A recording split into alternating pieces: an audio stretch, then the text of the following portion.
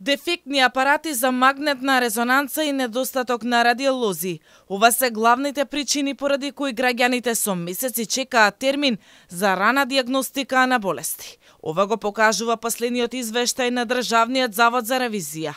Од 10 здравствени установи низ земјава кои имаат магнетна резонанца, само 3 ги вршат сите видови на диагностика. Ревизорите утврдиле дека државата кубури со стручен кадар кој може да прави снимање со апаратите. Па имало случаи кога установите си ангажирале доктори од надвор и тоа ги чинело 150.000 евра, при што има и значајни разлики во начинот на ангажирање и висината на надоместокот за нивната работа. И покрај тоа што бројката на вакви апарати во изминатите години се зголемила двојно, сепак бројот на прегледи не е зголемен, туку е ист. Според добиените податоци од Мој термин, во периодот од 2019 до мај 2023 година, евидентирани се вкупно 92.533 прегледи, во кои се вклучени реализираните прегледи со издаден извештај и преглед за кој не е издаден извештај, во редовен термин и без термин.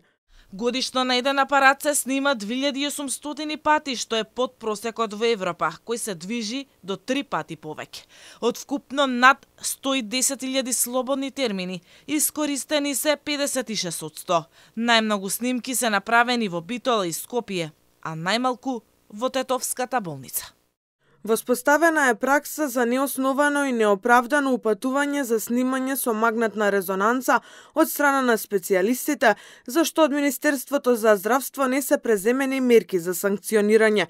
Ваквите состојби влијат осигурениците не секогаш да може да добијат термин за преглед и да ги остварат правата од задолжителното здравствено осигурување во јавното здравство, поради што неретко користат услуги во приватното здравство, за кои пак надлежните институции немаат податоци. Во извештајот е наведено дека нема трага на кој начин е извршена наплатата на услуги од Фондот за здравство во вредност од 1,8 милиони евра.